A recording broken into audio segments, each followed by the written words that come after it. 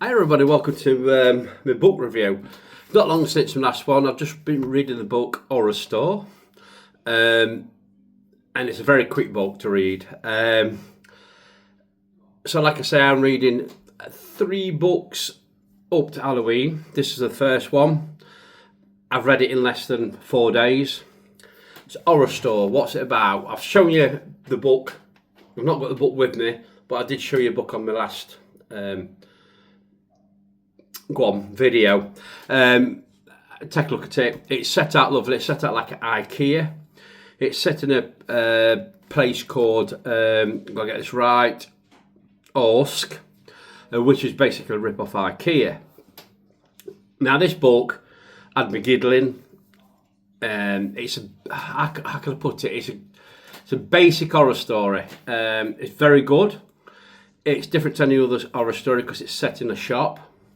There is characters as Basil, who is the manager, Amy, who's a worker there, also Ruth Ann, who's a worker there, and also there's Mike and Trinity. And there might be a few little spoilers in this video, about this book, so please be warned before you watch it any further if you're going to read this book. This book is, first thing with this book, the book is set out, you see them last video, it's set out amazing, it's set out like an IKEA catalogue, it is brilliant. The price on the other hand is, I think it was about £14-15, which is a bit expensive, to be quite honest, for the book, for the story. It's only about 220 pages long. The paragraphs are small. There's not a lot to the book for the price. That's the only downfall of this book. So in the story, so basically the worker Amy starts with Amy. She's going to work, and when you read the book, you read the characters, you read everybody's worked with some of these characters. This is what made me giggle. It just sounds like every workplace I've worked at. You've got these certain characters. Absolutely fantastic. Just makes me laugh. So Amy's there. She don't really like it. She's moved from another store to this one. She don't really like it, and she thinks Basil, the manager, got it in for her. She's going to get fired in the next couple of days. Blah blah blah. When she gets called into the office, now she thinks this is it. I'm getting called to the office. Going to be sacked. She goes in, and there's a character called Ruth Ann, who's in there, who's in the late 40s, lives by herself, goes into character. She goes home, watches sitcoms with a Snoopy dog.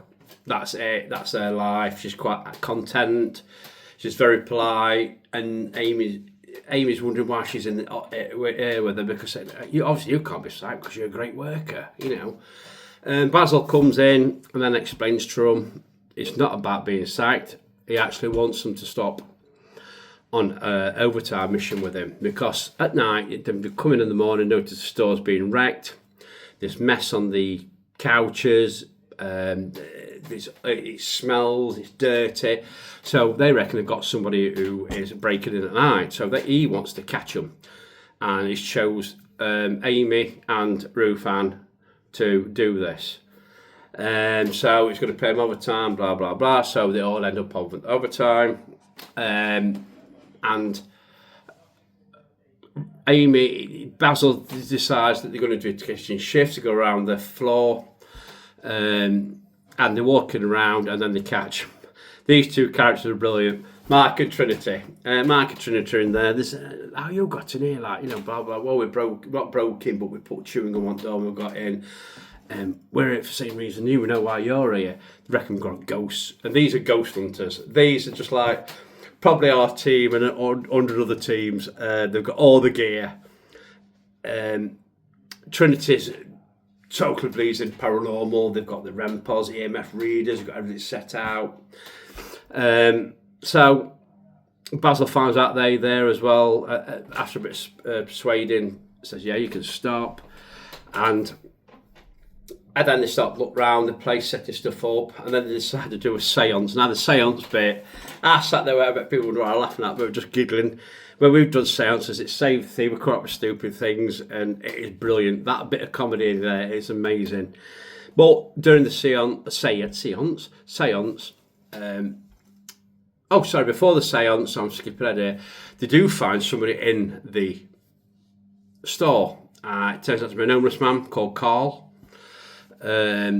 They torture him, and he says, "Oh, I've been out on the street, I've lost my jobs and all this, and I come in here because it's comfy at night, and it's not me making the mess, I don't make mess, all this."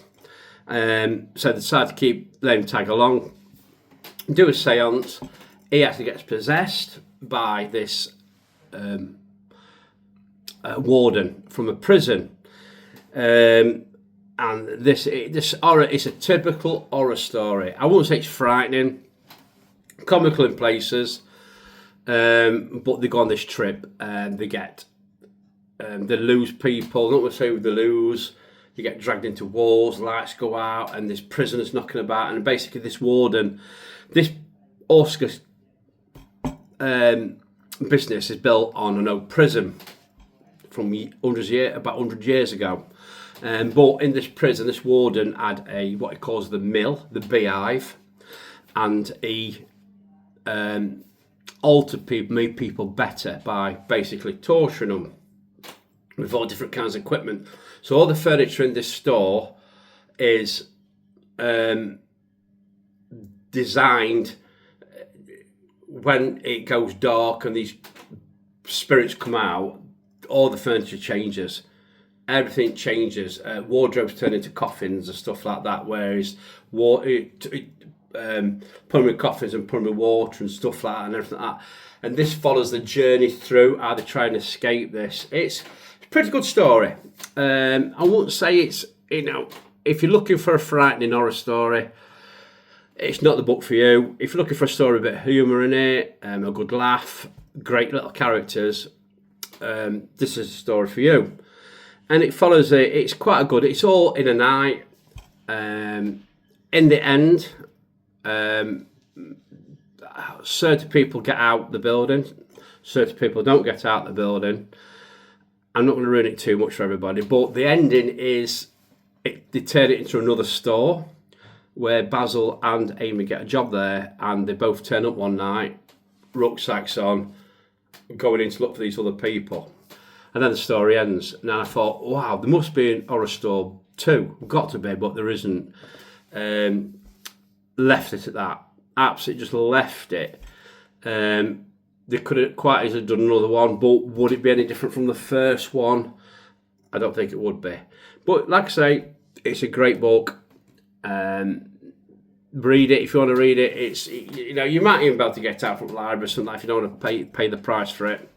But it's a fun read, and I give it about out of 10. I give it about a 6 out of 10. But yeah, it's worth reading. But my next book, Kate, I was going to read My Best Friend's Exorcism. I'm not. That's going to be my third book. My second book is The Girl Next Door. This book is based on a true story. I've seen some reviews on it. Makes people cringe, and I'm going to read it and see how it goes. Like it is based on a true story. So I will get back to you with that very soon, as soon as I've read it. So guys, thank you very much for watching. Like I say, any books you recommend to me to read, bang it in the comments. Oh, another thing, after I've read the next two horror books, like I say, it's paranormal wide umbrella. I am going to move on to a couple of one science fiction book and one time traveling book, just to split it up a bit, make it a bit more interesting. It's not just horror, there's other things. So that will probably be leaving up to November, December time. So, like I say, anybody got any book recommendations for me, please drop me comments and read these books. If you like them, like I say, I will be back to you with The Girl Next Door. So thanks for watching, guys. Really do appreciate it. See you soon. Bye-bye.